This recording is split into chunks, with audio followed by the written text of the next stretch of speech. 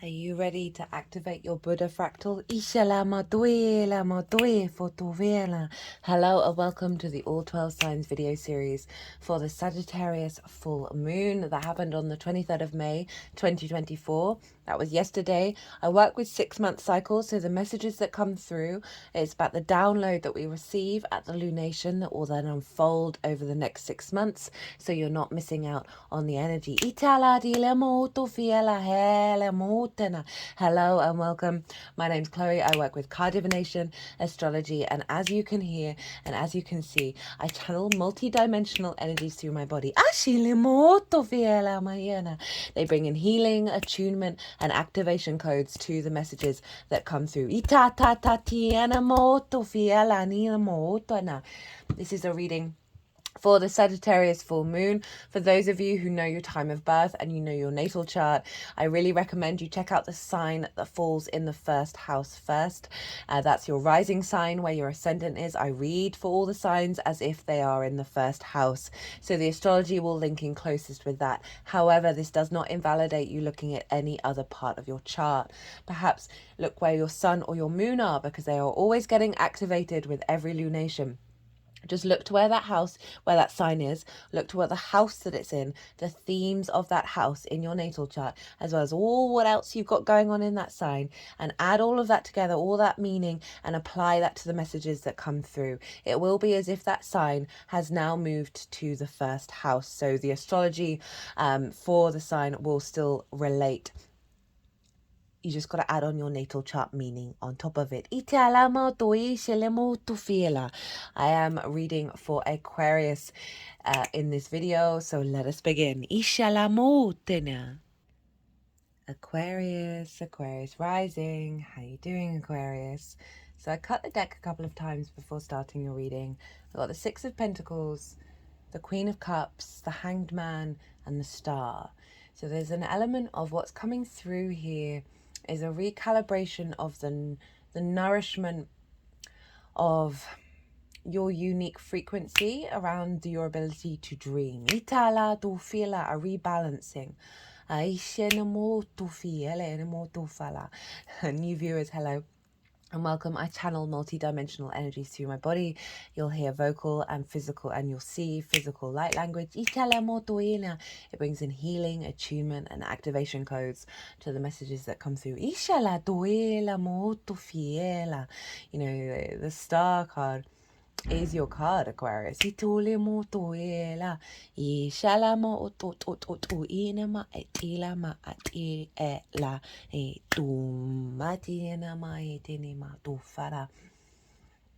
there's a real sense of a nourishment away from an old paradigm of what we're expecting.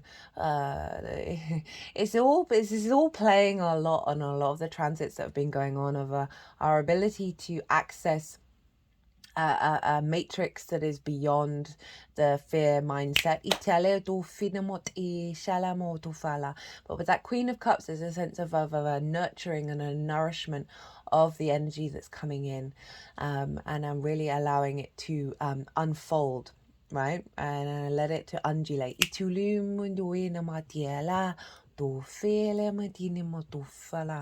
That's allowing you to be uniquely yourself. Right, so this is for the Sagittarius full moon reading, and this is what downloads coming in that's going to unfold over the next 6 months. So I work with 6-month cycles, and we just had a very powerful Sagittarius full moon in a fellow yang sign. And this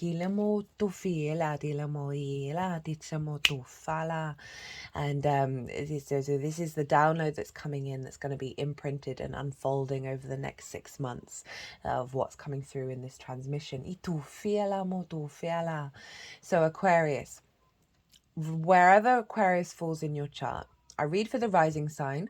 So for those of you who don't have Aquarius as a rising sign, look to where Aquarius falls in your chart, look to the house that it's in and the themes of that house. You want to apply those themes as well as everything else you've got going on in the sign of Aquarius to the messages that come through. It will be as if that Aquarius energy of your natal chart has now moved to the first house. So the astrology that I'm going to talk about in regards to the rising sign will still link in. You just got to add on the meaning of your natal chart on top of it.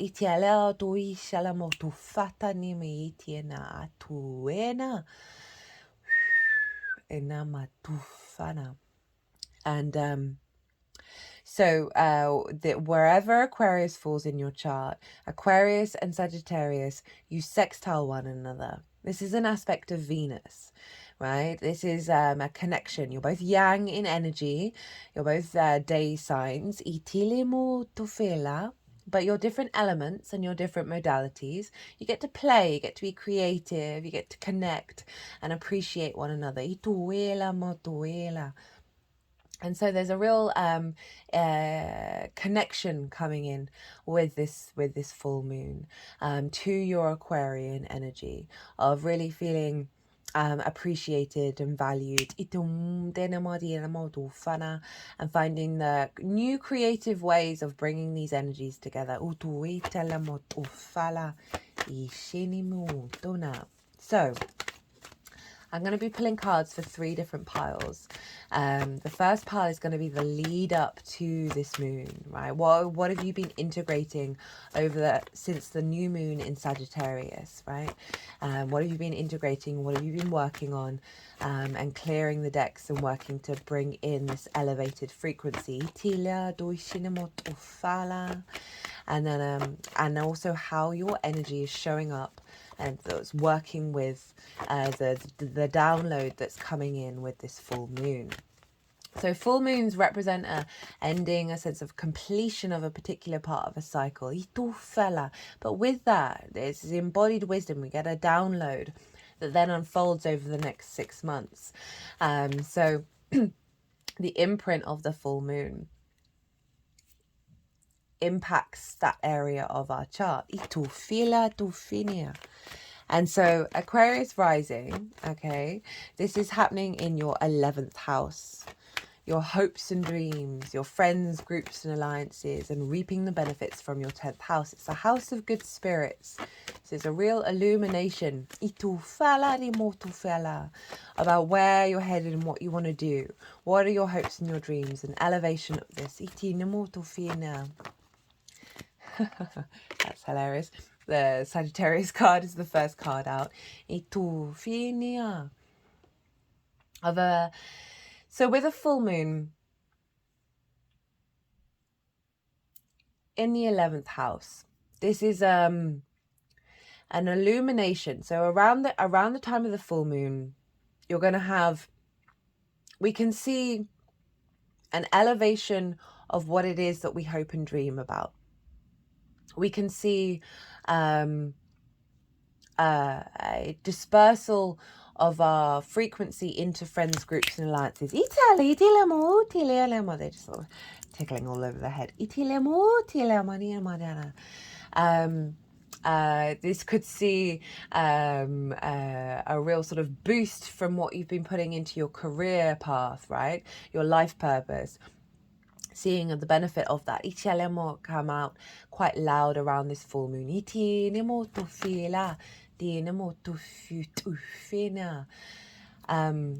this 11th house energy, right, where the moon is, this imprinting, this download that's coming through, we're activating a cycle beyond beyond the limitations that we've previously had, right? We've been working through and undulating and a deeper understanding of what are our hopes and dreams, how do we want to be perceived with, how do we want to connect to our soul family? What is it, what are the rewards from our soul path that truly nourish ourselves? So with a full moon here, you can really see a sort of a culmination. You could see an activation of a hope or a dream, an implement of that, of a seeing it come to fruition. And building on that. Because full moons, they do mark an sort of a cycle, right? An end of a cycle, and an illumination of it. And with that, all the wisdom that we've learned over the last 6 months, we then imprint that, and that unfolds as we move forward. Oh,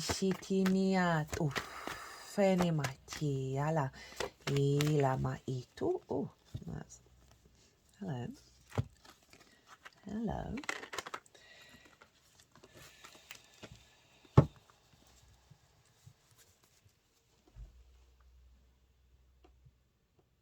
So, with this full moon in your 11th, this moon is out of bounds. I talk about this in the collective reading.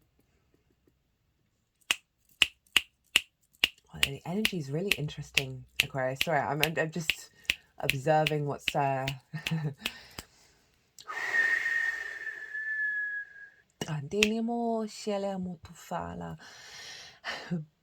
So this moon, okay. Part 1 is what you've been working through, what you've been integrating over the last 6 months in regards to activating your hopes and your dreams. You've been and how you intermingle with other people, and what where do you get your nourishment from your life purpose? And then how your energy is showing up, that's then going to be working with this download. Okay, so that's part 1. And part 2 is the frequency of the moon itself, right? That's imprinting into your vessel, that will then unfold over the next 6 months. I see lunations as portals, or downloads of activation codes. So this what's coming in with this full moon is imprinting how all the celestial bodies are talking to one another. The baseline for Pile 2 is the collective reading, where I break down the astrology in way more detail, and of how all the celestial bodies are talking to each other. They're weaving an energetic frequency that is imprinting into this area of your chart over the next 6 months. And I did collective tarot, intuitive messages come through, talk about our soul's journey and all of that. That the Pile 2 and the tarot and how that relates is how it affects the Aquarius area of your chart. So for a deeper understanding, go check out the collective reading and come back and then tap into the tarot. That there's this powerhouse of our ability to break out of the confines. Break out of the confines of how we perceive the world, and how we hope and dream with this moon for you, Aquarius, because this moon is out of bounds. So the sun has a trajectory, and when a celestial body goes beyond that trajectory, it's deemed to be out of bounds of the sun. And so this is tapping more into the galactic energy. That we are bringing in a frequency that isn't beholden by the dogma and the perceived truth of reality that we have here on this planet, the ingrained that's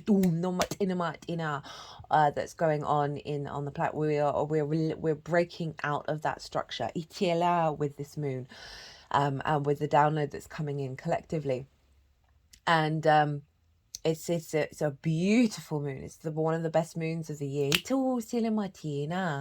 And you have this in your 11th house of your hopes and your dreams. And so there's a real sense of what's coming through is an activation of you being able to roam into a new landscape around your hopes and your dreams. around your spirits, the house of good spirits, moving away from a fear mindset, from a survival mechanism. Cut the deck and got another two. And recalibrating back into your authentic expression.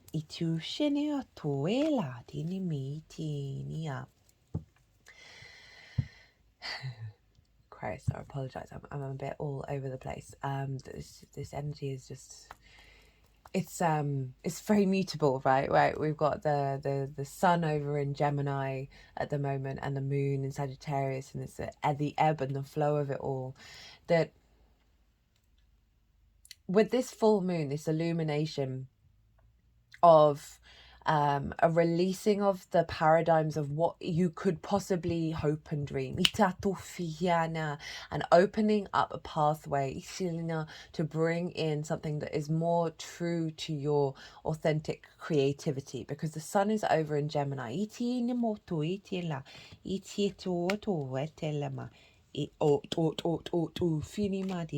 Blockages around the legacy.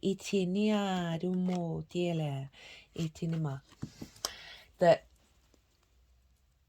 the sun is in Gemini, right? So that's in your 5th house of your creation energy right now, of your pleasure principle, your amusement, your play, your games. It's linked into children, your inner child, how you respond to the world from a creative place, the creative things that you birth into the world. And so the sun is there with the moon, and they are with the full moon. We can also get triggers, okay, and these highlight where there's some blocked energy within us. And so don't look at it as a bad thing, and see it as an illumination of that which you need to unravel. So if any triggers come up around this time, it's just highlighting, okay, this is something that needs to be worked through. We also get triggers show up as well when we've done the work, and then we go into an environment that would previously have set all the alarm bells off, and they no longer do so, and that helps us ground it into the 3D world. But this full moon, this ascension energy, is bringing things back into balance.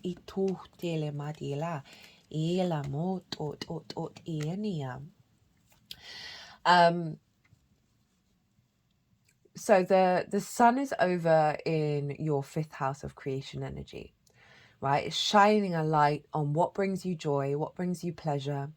And the moon is out of bounds. It's bringing in a higher frequency that's more in alignment with your inherent source energy, rather than the entanglement on this from this planet, right? The dogma of it all, right? Sagittarius can often be very preacher mode.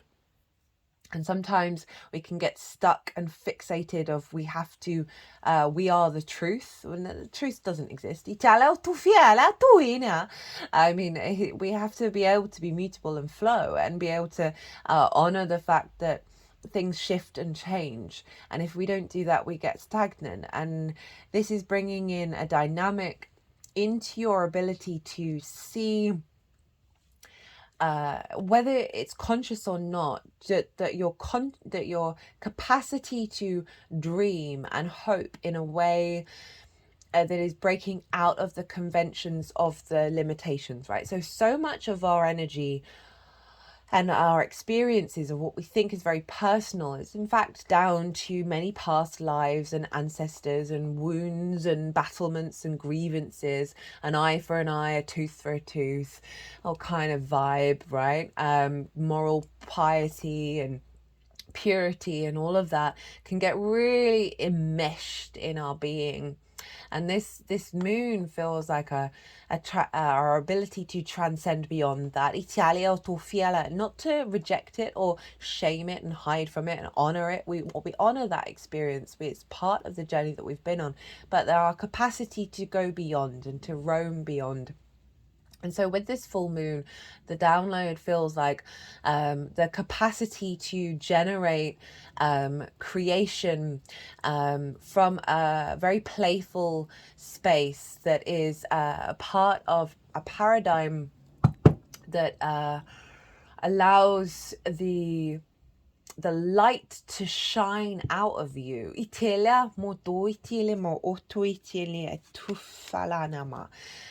From your unique self, in and reverberates out in your reconnection to soul family.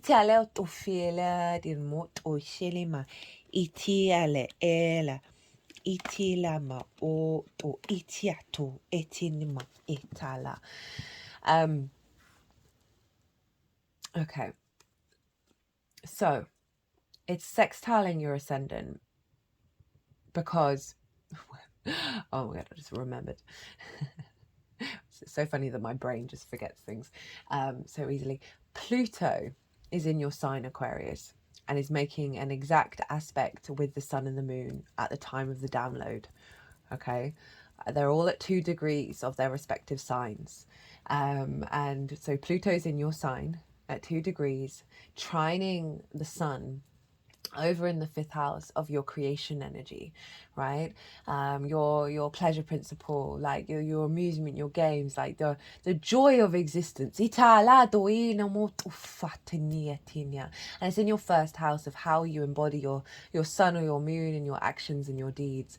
It all depends if you've got a day or a night chart, which luminary is providing wisdom to your ascendant, which is your navigator, to move through the cosmic waters, right? The lens in which you embody yourself, your body, your character, your sense of self. Pluto's in your sign, Aquarius, doing some radical transformation to get you back to your universal truth. It's really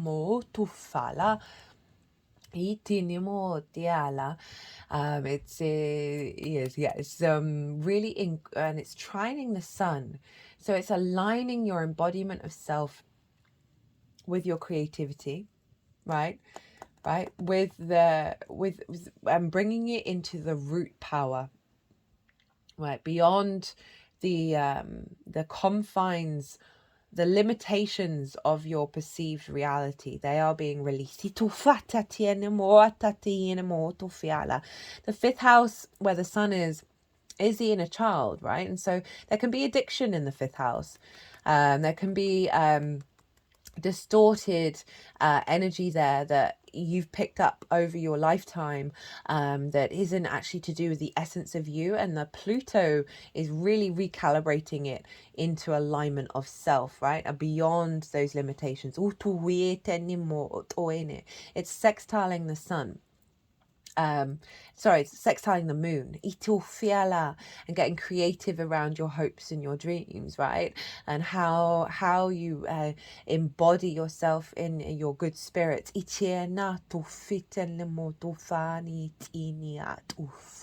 All of this is being magnetized in your sense of self, of that you're bringing joy and creativity into your existence.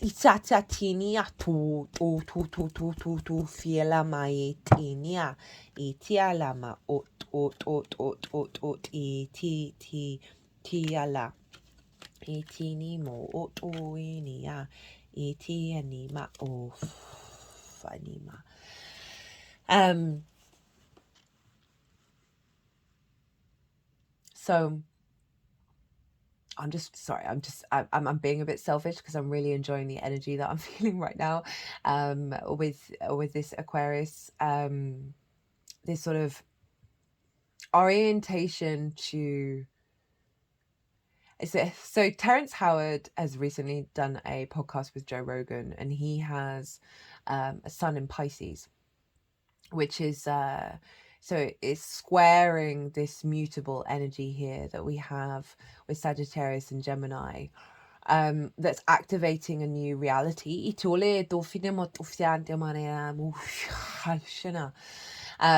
That is very flowing. There's a flow here, but there's a strength, right, with that Pluto energy of the power within yourself to be able to conjure up and manifest your creation energy from a place that is not superficial.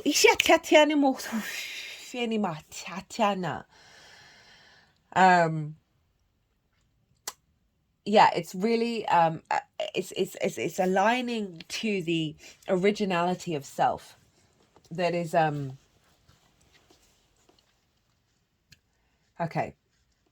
I wonder why the words are just I'm struggling with the of getting the words out. It just feels very embodied. I think it's because it's whether this Pluto energy in Aquarius that I'm tapping into, of like, and it's retrograde.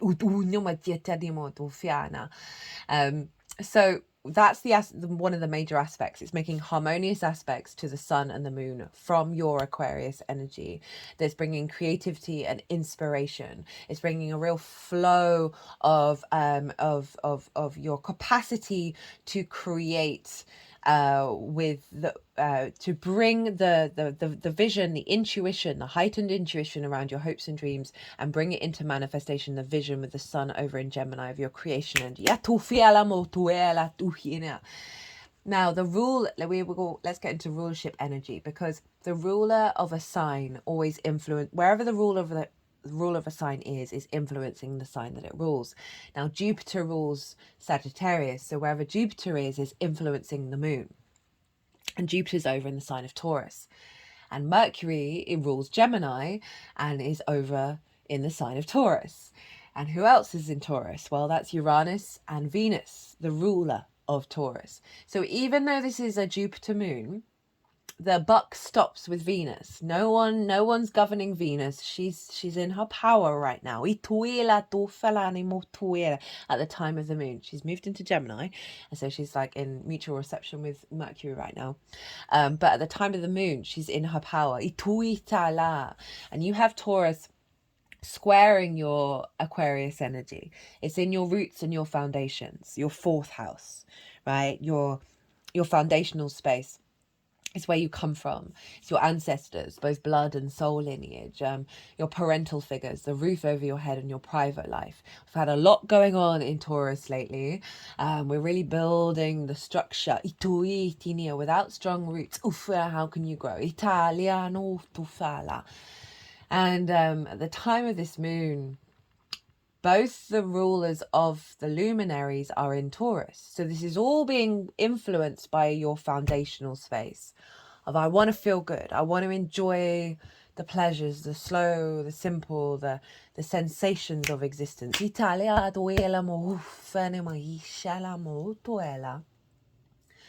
And I love that this playful, creative yang energy of the fire and the air are being grounded into the material realm of Taurus. And it's really allowing us to create from a foundational space for you, Aquarius. Venus at the time of this moon is conjunct Jupiter, the two benefics, right? The wisdom, the expansion, the abundance, the generosity. With Venus, the love, the appreciation, the feeling good about yourself, the connection. They're in harmony with one another at the time. They're conjunct. They're amplifying the grace and favor of that energy is feeding into this download that's activating a cycle of you, like strengthening your roots and facilitating an expansion into your hopes and your dreams and your creativity. At the same time, and this is not going to happen again in our lifetime, Jupiter and Venus are sextiling Neptune in Pisces, which is in your second house of your resources, your skills, your tools in how you manifest and bring in regular income in this lifetime. It's the things that you value, and most importantly, how you value yourself. Neptune can be very illusionary. It's the magical, the mystical. It is, it dissolves. Things don't quite seem real or tangible, but it has the capacity of bringing a reality into our own reality, right? It's linked into the film industry.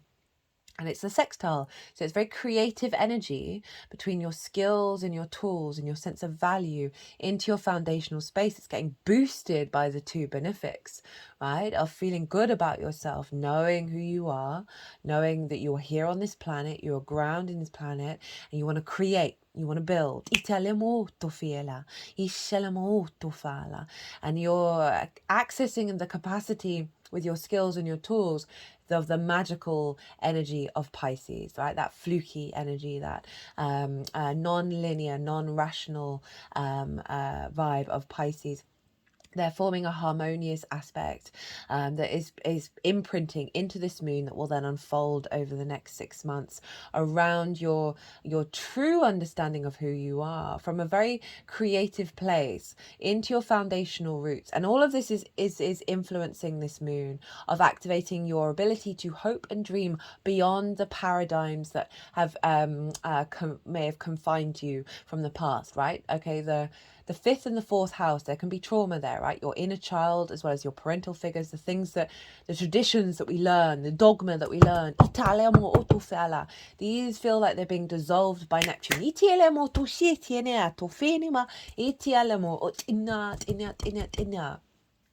To allow this frequency to come in and undulate as we go forward over the next 6 months.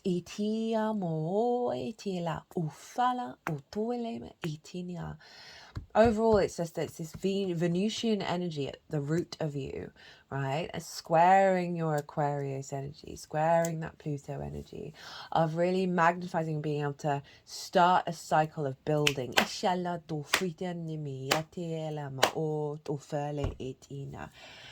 Okay, right. So I got a bit lost in that energy there, Aquarius. Thank you for holding space for that. Look to where your sun and your moon are in your natal chart. Look to the houses that they fall in and the themes of those houses. Those themes were likely to have cropped up around the time of the full moon, as well as play a role in what's going to unfold, because those luminaries always get activated. So that can be a helpful clue to add on a little bit more personal understanding of this moon beyond this general reading. For you as it unfolds. If you want a deeper dive into this transit, my website is in the description box. We can do a little reading looking at your personal natal chart, because obviously there'll be many layers that add on more nuance of how to work with this energy.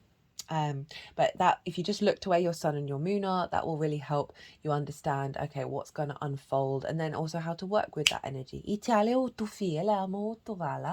I am going to go consciously quiet now, and there's loads more astrology. It's all in the collective reading. This moon just feels very, there's a lot of movement to it, but there's also a soft slowness with that Taurus. Very undulating. I'm going to go consciously quiet. The energies that I work with, they're going to move through me. They're going to move all the cards around. They're going to do some channeling, some healing work. They'll put the cards into the 3 piles. And that's when I'll bring the tarot into the astrology to see what messages come through there. I call you to soften your mind as well. You just had loads of information thrown at you. Let that all settle into your unconscious, and then see what intuitive hits come up for you. While this channeling is going on.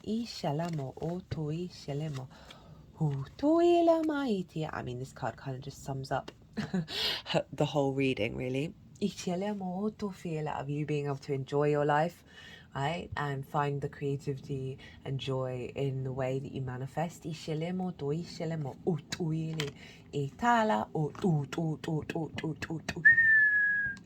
Clearing out any blockages of being able to see the path. Itialama, itala, itali, itiala, itiala, ishanamo, toila, ialama,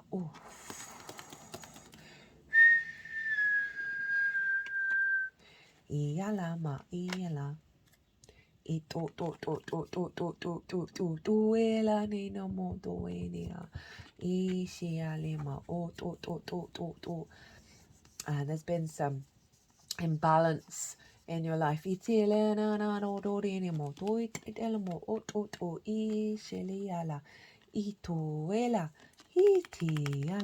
there's one of your cards, Aquarius. It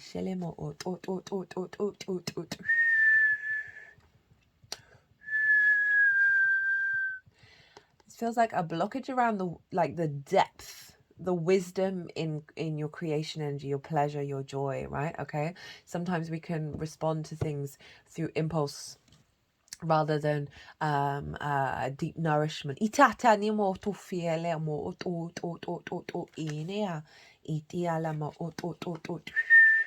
There's been a blockage around the capacity to fully manifest the long-term legacy of those dreams. Perhaps feeling stable in the home.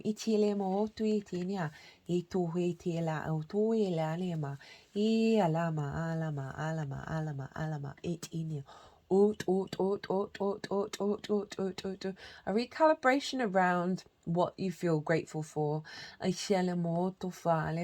where you seek abundance, in your inner space.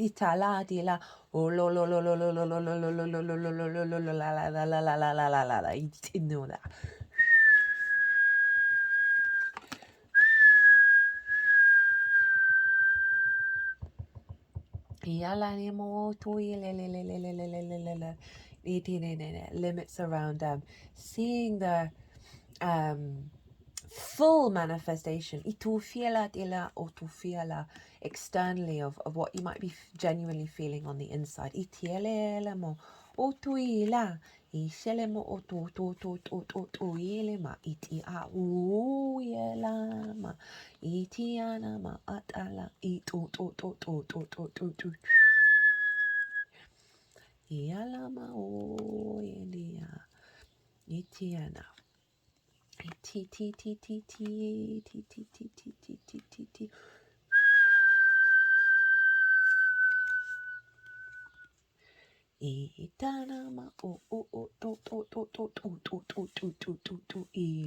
Atinama atiala ilama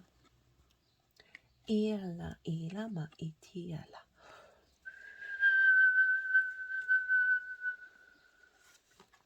Itia iti ot.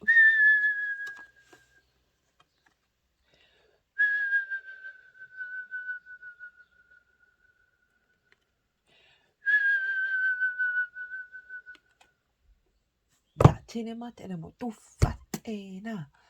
Ishilama o elama iti ala itinama. O tu iliela. Iala it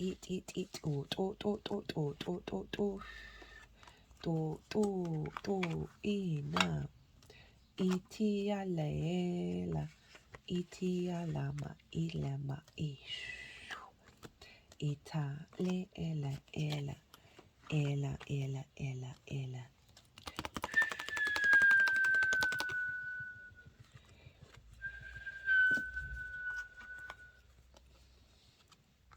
dia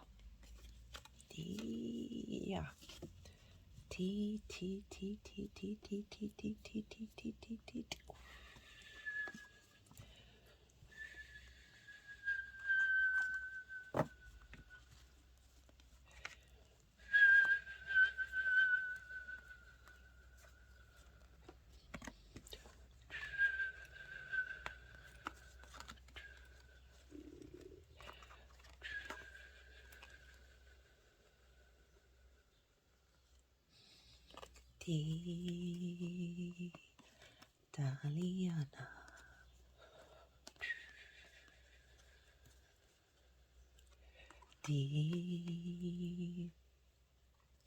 Dialama itiania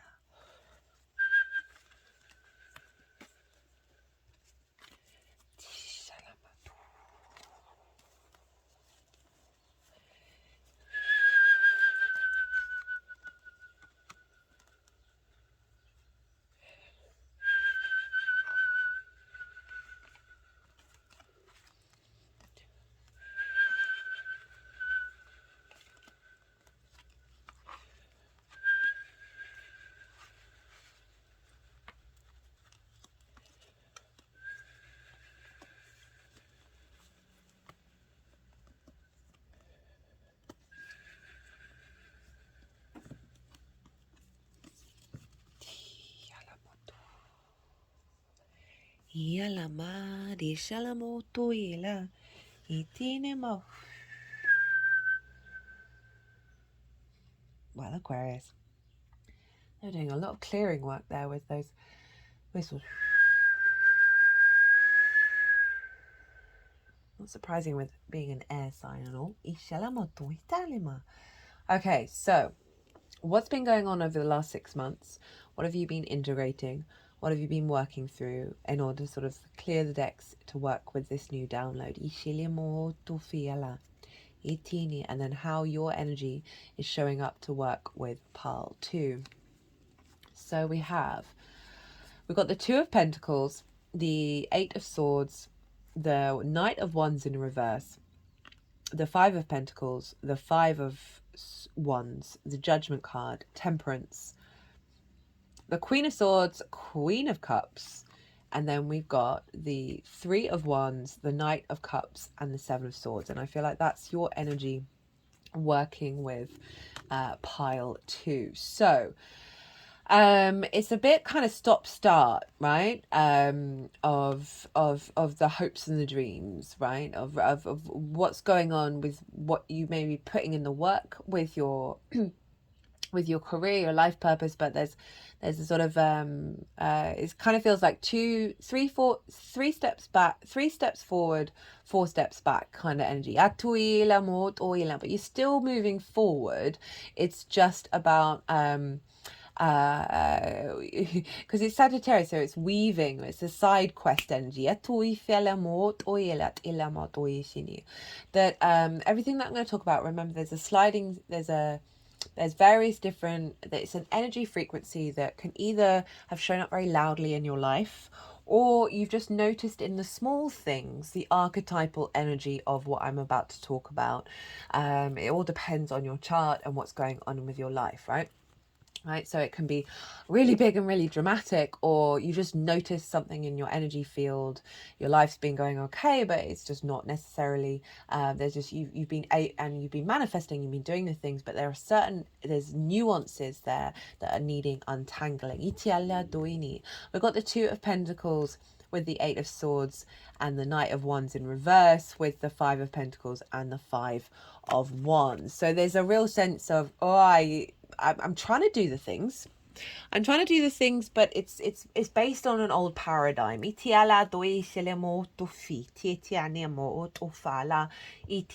terms of how am I getting to the place where I need to go with my hopes and dreams, right? There's movement in this card, but there isn't momentum. There's a sense of, okay, I'm doing the things that I think I need to do, but it's still within the confines of an old framework, because the Eight of Swords is all about acknowledging that everything is an illusion. Everything, nothing's real. That we can trap ourselves in preconceptions and ideas and constructs that inherently bind us when we are in fact free.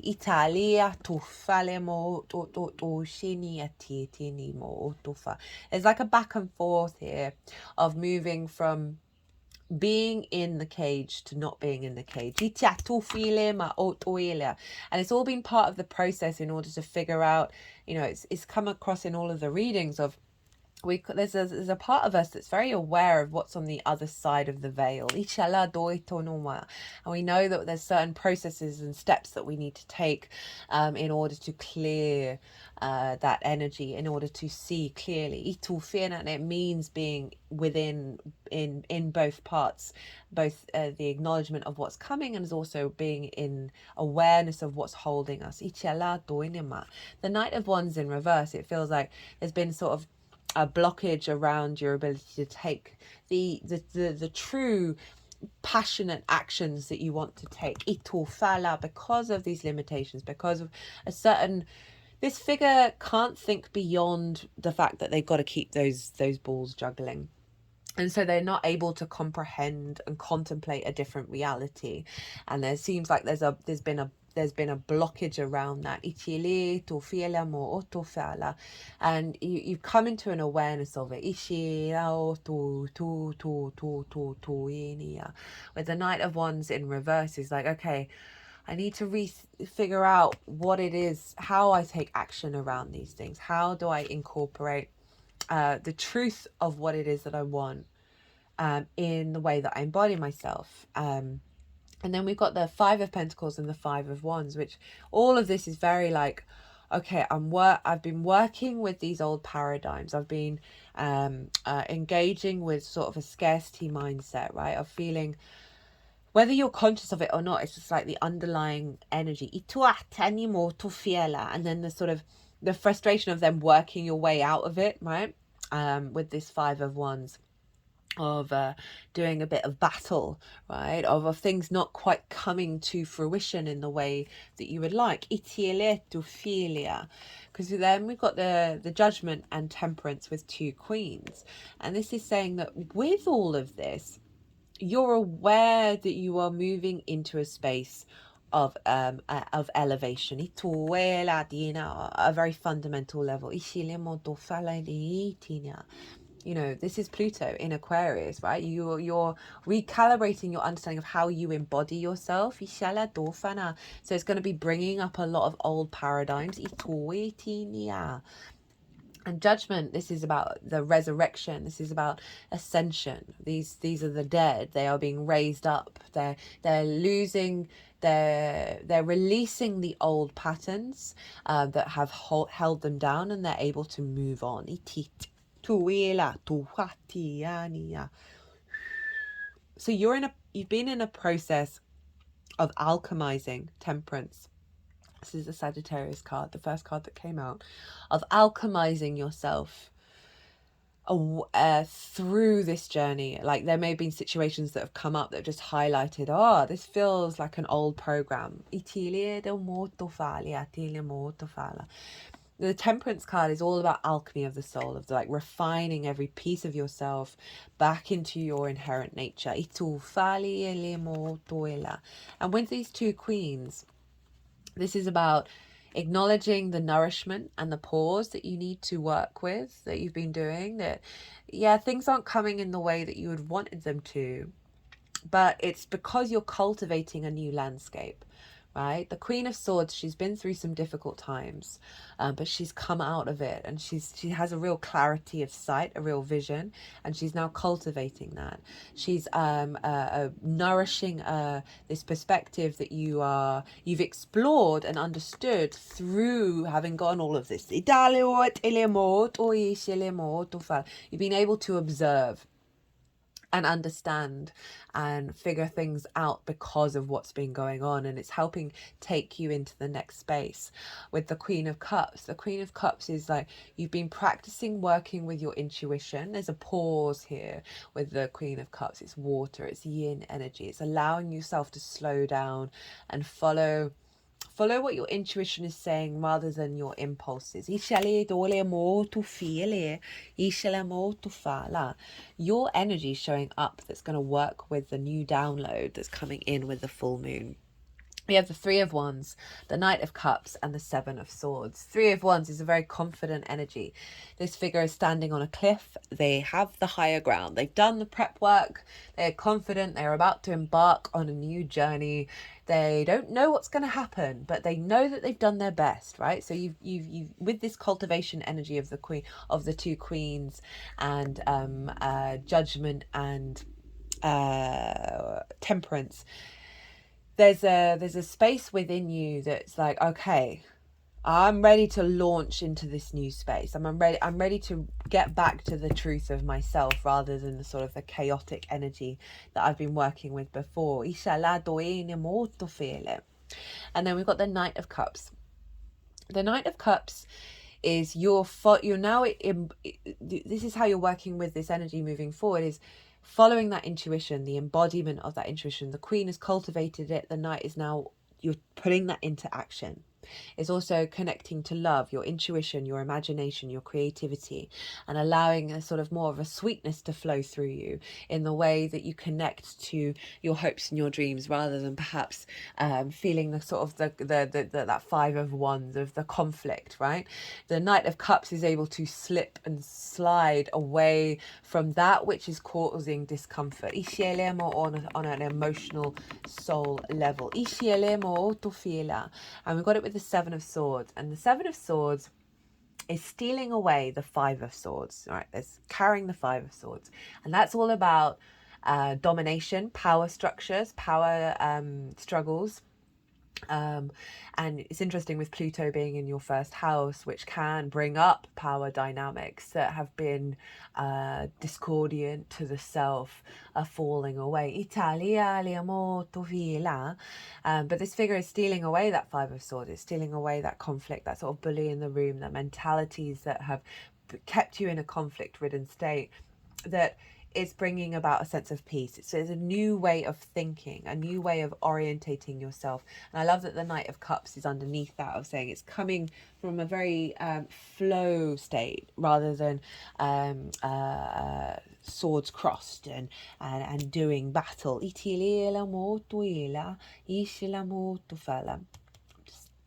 drawn to the Hanged Man here, of the sense of, this is about cultivating an inner stillness.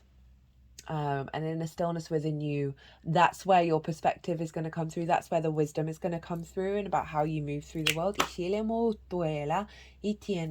is Neptune.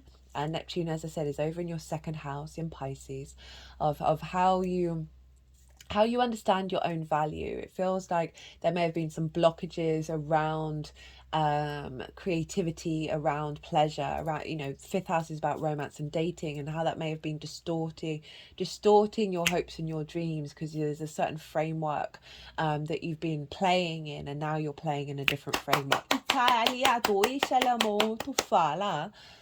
Okay, so the energy download that you're working with is Eight of Wands, Seven of Cups, Nine of Cups, Four of Cups in reverse, the Empress, the Emperor, the Ace of Cups, the Page of Cups, the King of Swords, the King of Wands, and the Nine of Pentacles. So this is alignment, right? Alignment is coming in, right? You're not in these wands aren't crossing each other. There isn't distortion. There isn't this sense of frustration. There's a sense of what's coming through, the activation that's coming through, is because you're stepping more into your authenticity. That rather than the old paradigms, you are what's happening around you is coming into more alignment. Things are just going to make sense when it's linked into your hopes and your dreams. There's no force. You're not having to force anything. There's no resistance. We've got the Seven of Cups. This is my channeling card. So for some of you, this might be activations. We're all channelers, by the way. We're all intuitives, we're all healers. We just do it in our own unique way. So there might be an activation around that, in terms of connecting closer to source, connecting more with the multidimensional reality that we live in, the magical reality. But overall, this is about fantasizing and dreaming, and it's showed up in your house of hopes and dreams. So because of this alignment, this is allowing you to think beyond, hope and dream beyond those old parameters, beyond that conflict, those old dynamics of inequality. We're going into more of an expansive, abundant state. Nine of Cups, right? A feeling in an internal gratitude to be alive, right? And because of that, a sense of a real confidence in how you take steps around your hopes and your dreams. Four of Cups in reverse. This is no longer looking at everyone else's hopes and dreams in a way that then diminishes your energy, right? Celebrating everybody else, and you releasing Comparison is the thief of joy. You being able to see that Ace of Cups coming in rather than it being hidden from you, and being more in flow, being more in celebration, and not, there's also, it's quite a stagnant energy, so any blockages around being able to tap into those hopes and dreams and act upon them, you're tapping more into your emotional body, the depth of your emotional body, rather than the old paradigm that's actually activating again that ability to hope and dream in a bigger way. We've got the Empress. This is abundant energy with the Emperor. For some of you, this might be activating a cycle of divine counterparts. Can't avoid this, but for your energy, this is about seeing the world in a more creative, expansive, fertile space, right? There may be more things coming in, more resources coming in from your 10th house that's allowing you to enjoy your life and manifest your hopes and your dreams. Got the Emperor. This is your sovereignty, right? Your wisdom, honoring your own divinity and being able to take action that is beyond the confines of expectations of others, beyond the confines of what you've done before. Aries instigates. This is Aries instigates a new cycle. Where you know you're here, and you know, and you have the capacity to act upon and manifest your hopes and dreams. Oh, then we got the Ace of Cups and the Page of Cups. So from this sort of inner alignment, we have, because remember that Pluto energy is all coming back to you, right? Of you, how you embody yourself in the way that you move through your world from a creative place that allows you to be able to manifest those hopes and dreams. We've got that Ace of Cups, Page of Cups. The Ace of Cups is an overflow of your intuition, of your love, of peace, right? There's a sense of peace coming through because of this alignment. And that your hopes and dreams are connected to this, right? To the Holy Grail, to the vast capacity of what love can bring. And that doesn't mean a romantic relationship. That is simply what it is that brings you love, rather than the fight. We've got the Page of Cups. Okay, so this is being able to see the magic. This has been showing up quite a lot for everybody. This is Pisces energy, and this person is talking to a fish in a cup, and the fish is talking back. So there's an element of being able to see the clues, see the information, the synchronicities that take you along your path to activate your hopes and your dreams. It can also see an activation around new opportunities. If you think about Pisces over in your second house of your resources, your regular income, with the 11th house of reaping the benefits from your 10th house, this could be seeing an elevation in your resources. More opportunities around that. But overall, I really just feel like you being able to see the magic and see the miracles and see the information that you need to collect in order to activate it. King of Swords, King of Wands. Right, this is boss energy, right? Of your creativity and your hopes and your dreams, a real sovereignty, a real sense of being able to take action around these things rather than the blockages that we had in the other pile. A real vision of clarity and a passion and a drive to act upon it, with the 9 of Pentacles crowning it. So this is very independent energy. This figure knows what they need to do in order to facilitate their long-term goals of abundance, right? It's not all work. This figure is saying, okay, I want to enjoy my life. I want to find pleasure and joy in everything that I do. And I'm prepared, and I see and understand the things that I need to do that. And so this is a great card for the hopes and dreams, as well as the creativity over with the Sun in Gemini in your roots and your foundations of it is about the expansion of your existence. Ooh, okay, So how this is manifesting moving forwards, we've got the High Priestess, the Ten of Cups, the Six of Wands, the Two of Cups, the Sun, the Ten of Pentacles, the Three of Pentacles, Lady Justice, and the Ace of Swords. So with all of this, as it manifests moving forwards, this is the Moon's card. It represents our needs and our nourishment, and the fact that we inherently, intuitively are drawing towards us that which brings fertility and abundance. So with all the action that you're taking, you're really embodying this sense of, I don't need to worry, I don't need to fear. There's an element of a heightened intuition around the activation of your hopes and dreams, being more in alignment with soul family.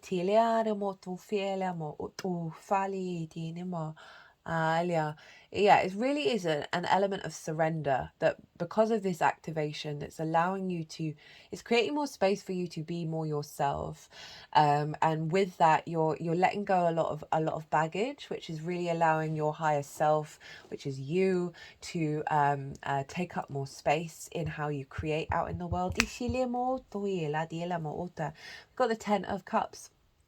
This is genuinely, the external representation of the Nine of Cups. So when we're in alignment of our the joy of creating, of existing, that then is reflected out in the world, right? With the rainbow for me is the chakra body, right? Light refracted with the vortexes within us. When they're in alignment internally, we see that manifest out in the world.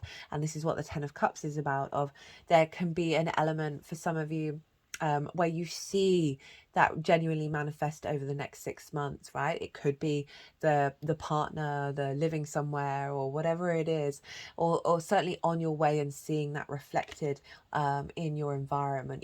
But overall, that sense of feeling good about where you're headed and what you're doing in terms of your hopes and your dreams, and just feeling more in flow. We've got the Six of Wands. The Six of Wands is a sense of having put in the work, having done the thing. There's now a time for celebration and recognition for what you do. And this could be about, this could be linked into career in terms of visibility about what you've been activating, and recognition. But overall, there's just a general sense of you've done the thing. And that you actually can celebrate it. You can actually rely on the manifestation of that celebration. We've got the Two of Cups. Two of Cups is all about union, right? This sense of honoring of the masculine, feminine spirit within us and bringing it into respect, honor, and dignity. Now, with that Ten of Cups, that could really represent a sense of it could be a romantic relationship. It also could be a business partner, your relationship with source, whatever it is, that where there's a sense of equality and respect and love coming in here. This is you in union with your hopes and your dreams, you feeling connected to, on an emotional level, to your creativity, to how you embody that. Remember, all of this is being influenced by your fourth house of your roots and your foundations, of a sense of solidity on here on earth, that is bringing you into balance on an emotional level. We've got the Sun, visibility, vitality, energy, a real sense of play, of joy. It's a big yes card. So there's an illumination, there's a real clarity around how you're manifesting, how you're bringing your hopes and your dreams into reality. In relation to like friends, groups, and alliances, sort of you being very authentically yourself with groups, and there being a visibility around that. If we think about like sort of reaping the benefits from the 10th house of like really more opportunities, more visibility around what it is that you do, that's allowing you to be more playful, allowing you to have more fun and enjoy your life. We've got the 10 of Pentacles. This is about legacy energy, right? So what's coming through is like the authenticity and the maturity. There's it's setting you on a path in regards to your hopes and your dreams that is part of your longevity. Three of Pentacles. This is mastery of self and collaboration.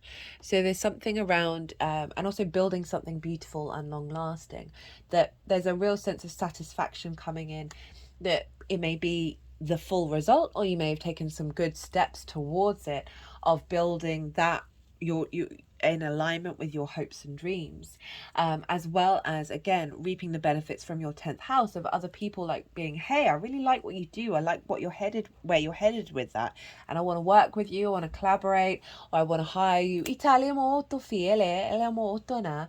Overall, there's a real sense of dedication of what you're doing and seeing the material results. Ichila. Then we've got Justice and the Ace of Swords.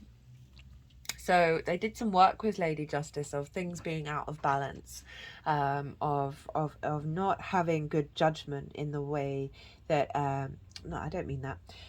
But there is an element of when Justice is in reverse, of not being able to make the right decisions. But there's now in the upright, it's sort of there's a balance here. There's a higher clarity of why you're here. This is Libra, which is in your 9th house of your perspective. So there's an alignment to your perspectives that's more linked into the truth of your hopes and dreams. This can also be about a decision being made that is bringing you more vision and more clarity as you move forward, as well as overall a connection to soul contracts and relationships that give you more inspiration and life.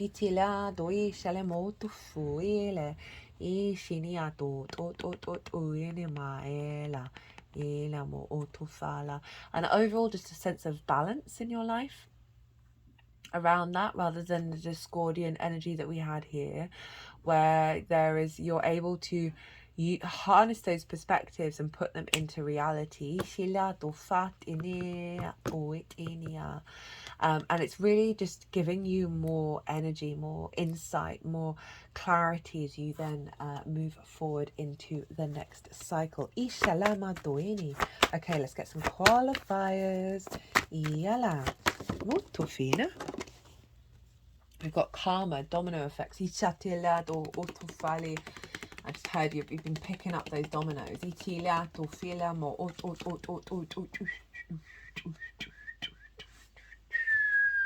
Like a knock-on effect of cause and effect of some actions that you've been taking. Battle, good versus evil, moving away. Like, it's just a really, as I said, it can be in various degrees of how this is actually influencing you, but it's certainly something that has been part of your process in order to create even more space, and if you hadn't had to go through this, to heighten the frequency of what's being activated now. We've got the sun, freedom, nature, free-spirited innocence, a liberation from this cycle.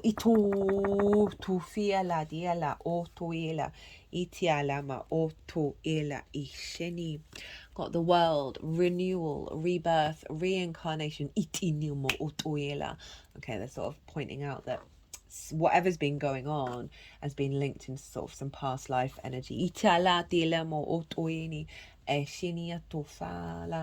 That sometimes we need a time out to recalibrate out of that cycle.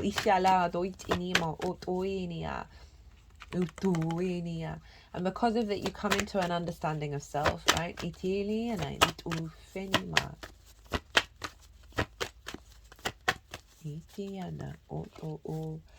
we've got spiritual partnership, follow your dreams.